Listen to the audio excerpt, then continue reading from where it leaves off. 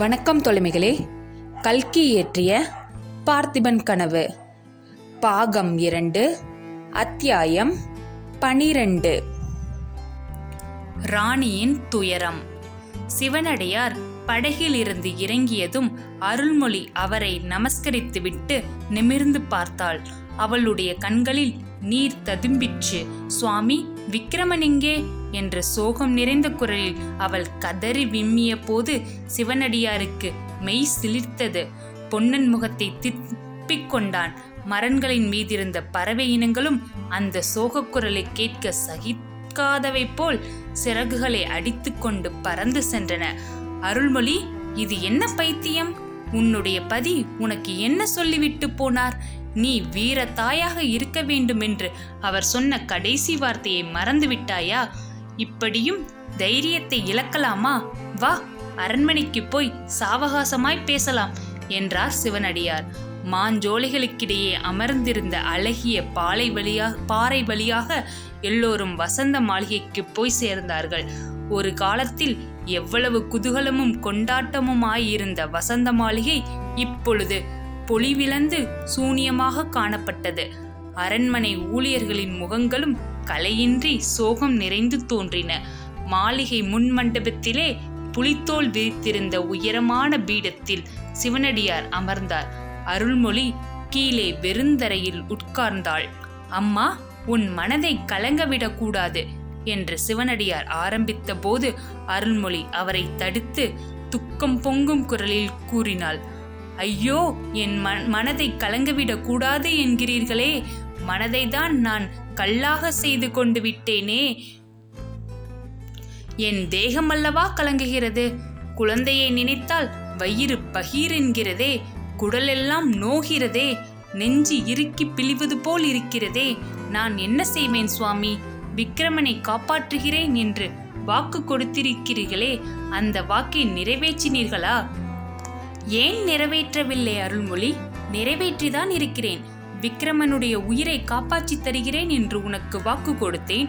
அவனுடைய உயிரை காப்பாற்றிதான் இருக்கிறேன். விக்கிரமனை வீர மகனாக செய்வதாக அவனுடைய தந்தைக்கு வாக்களித்திருந்தேன். அதையும் நிறைவேற்றியே இருக்கிறேன். அம்மா, நீ மட்டும் அன்று காஞ்சியில் பல்லவ சக்கரவர்த்தியின் நீதி சபையில் இருந்திருந்தாயானால் உடல் பூரித்திருப்பாய். பொய்யாமொழி பெருமான் ஈன்ற பொழுதில் பெரிதுவக்கும் தன் மகனை சான்றோன் என கேட்ட தாய் என்று சொன்னது உன் விஷயத்தில் மட்டும் பொய்யாக போகுமா? சக்கரவர்த்தி எவ்வளவோ நல்ல வார்த்தை சொன்னார் விக்கிரமனுக்கு. பல்லவ சாம்ராஜ்யத்திற்குள் அடங்கி கப்பங்கட்டி கொண்டு வருவதாயிருந்தால் உன்னுடைய துரோகத்தை மன்னித்து சோழ நாட்டுக்கும் பட்டங்கட்டுகிறேன் என்றார். விக்கிரமன் அணுவளவாவது மனம் சலிக்க வேண்டுமே. மலையைப் போல் அசையாமல் நின்றான். அது மட்டுமா, சக்கரவர்த்தியையே தன்னுடன் சண்டைக்கு அழைத்தான். நீர் வீரன் என்பது போல் உண்மையானால் என்னுடன் வாட்போர் செய்ய வாரும். என்னை ஜெயித்துவிட்டு பிறகு கப்பம் கோரும் என்றான். அவனுடைய கண்களிலேதான் அப்போது எப்படி தீப்பொறி பறந்தது அருள்மொழி! அதை பார்க்க நான் கொடுத்து வைத்திருந்தேன். நீதான் அந்த பாக்கியத்தை செய்யவில்லை. ஆவலினால் விரிந்த கண்களில் கண்ணீர் ததும்ப மேற்கூறிய விவரத்தை கேட்டு கொண்டிருந்த அருள்மொழி கூறினாள். நான் பாக்கியமற்றவள்தான். அதற்கும் சந்தேகமா? பதியை போர்க்களத்தில் பலி கொடுத்து விட்டு இந்த உயிரை வைத்து கொண்டிருந்தேன். மகன் தேச பிரஷ்டனாகி கண்காணா தேசத்திற்கு போன பிறகும் உயிர் வைத்து கொண்டிருக்கிறேன் சுவாமி. பல்லவ சக்கரவர்த்தி உறையூருக்கு வரப்போகிறார் என்று சொல்லுகிறார்களே, அது உண்மையா? அப்படி வந்தால் அவர் காலில் விழுந்து என்னையும் விக்கிரமனை அனுப்பிய இடத்திற்கே அனுப்பிவிடுங்கள் என்று வேண்டிக் கொள்ளப் போகிறேன். என்ன சொன்னாய் அருள்மொழி? அழகுதான். உன் புருஷனுடைய ஜன்ம சத்துருவின் காலில் விழுந்தா கெஞ்சுவாய்? வீர சொர்க்கத்தில் இருக்கும் பார்த்திப ராஜா இதை அறிந்தால் சந்தோஷப்படுவாரா? யோசித்துப்பார். ஆமாம், அவர் சந்தோஷப்பட மாட்டார். நானும் அவருடைய சத்ருவிடம் பிச்சை கேட்க போக மாட்டேன். ஏதோ ஆத்திரப்பட்டு சொல்லிவிட்டேன். ஆஹா, அவர்தான் என்னவெல்லாம் ஆகாச கோட்டை கட்டினார். கன்னியாகுமரியிலிருந்து இமய பர்வதம் வரையில் புலிக்கொடி பறக்க வேண்டும் என்று ஆசைப்பட்டாரே, அவருடைய பிள்ளைக்கு இந்த பெரிய தேசத்தில் இருக்கவும் இடமில்லாமல் போய்விட்டதே. பார்த்திப மகாராஜா வேறொரு மணக்கோட்டையும் கட்டவில்லையா அம்மா? சோழ ராஜ்யம் கடல்களுக்கு அப்பால் உள்ள தேசங்களிலும் பரவ வேண்டும் என்று அவர் ஆசைப்படவில்லையா? ரகசிய சித்திர மண்டபத்தில் அவர் எழுதியிருக்கும் சித்திரங்களை கொஞ்சம் ஞாபகப்படுத்திக் கொள். ஐயோ, அவருடைய ஆசை இம்மாதிரியா நிறைவேற வேண்டும்?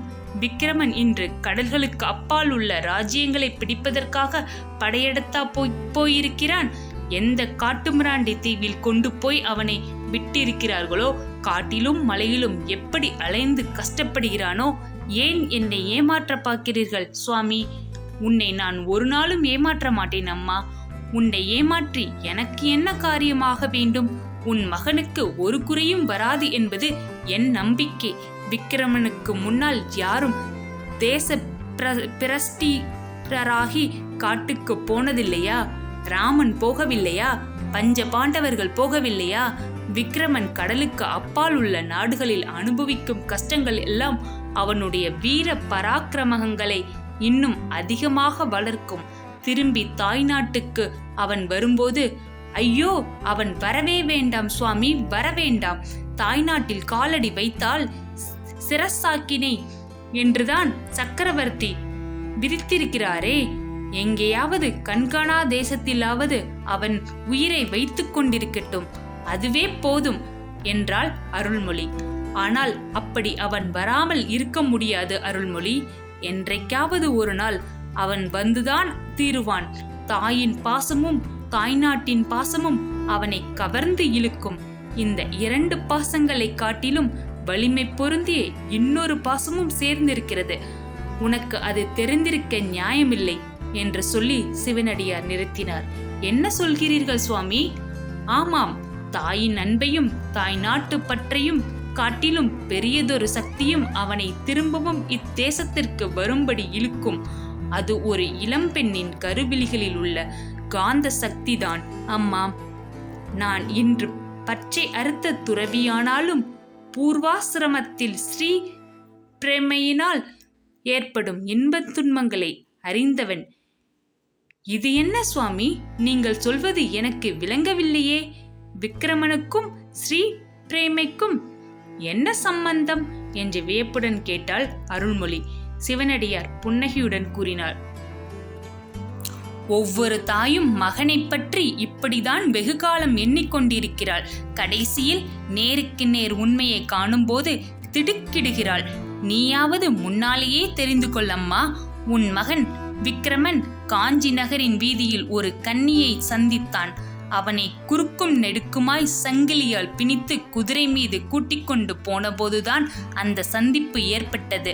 அந்த நிலையிலேயே அந்த பெண்ணும் தன்னுடைய உள்ளத்தை அவனுக்கு பறிகொடுத்து விட்டாள். இது நான் கேட்டும் ஊகித்தும் அறிந்த விஷயம். ஆனால் நேரில் நானே ஒரு அதிசயத்தை பார்த்தேன். மாமல்லபுரத்து கடற்கரையில் விக்கிரமனை ஏற்றி சென்ற கப்பல் கிளம்பிய கரையோரமாய் செல்ல ஆரம்பித்த சமயத்தில் அந்த பெண் காஞ்சியிலிருந்து ஓடோடியும் வந்து சேர்ந்தாள். மறுபடியும் அவளுடைய கண்கள் சந்தித்தன, உள்ளங்கள் பேசிக்கொண்டன. காதலும் கனிவும் ததும்பிய அந்த பெண்ணின் விசால நயங்களை விக்கிரமனால் ஒரு நாளும் மறக்க முடியாது. இரவிலும் பகலிலும் விழித்திருக்கும் நிலையிலும் தூக்கத்திலேயே கனவிலும் அந்த பெண்ணின் மதிவதனம் அவன் முன்னால் தோன்றிக் கொண்டுதான் இருக்கும். எங்கே இருந்து எந்த தொழில் செய்தாலும் எத்தகைய இன்ப துன்பங்களை அனுபவித்தாலும் விக்கிரமன் அந்த பெண்ணை மறக்க மாட்டான். என்றைக்காவது ஒரு நாள் அவளை பார்க்கும் ஆசையுடன் அவன் தாய்நாட்டிற்கு திரும்பி வந்தே தீருவான். இத்தனை நேரமும் திகைத்து உட்கார்ந்து கொண்டிருந்த அருள்மொழி, ஐயோ, எனக்கு மிஞ்சியிருந்த செல்வமெல்லாம் என் பிள்ளையின் அன்பு ஒன்றுதான், அதற்கும் ஆபத்து வந்துவிட்டதா? அந்த பெண் யார் சுவாமி என்று தீனக்குரலில் கேட்டாள். பல்லவ சக்கரவர்த்தியின் மகள் குந்தவி. ஆஹா, என் பதியினுடைய பரம சத்ருவின் மகளா சுவாமி? என்னமோ செய்கிறதே, தலை சுற்றுகிறதே என்றாள் அருள்மொழி. அடுத்த கணம் தரையில் மூச்சிர்த்து விழுந்தாள். நன்றி.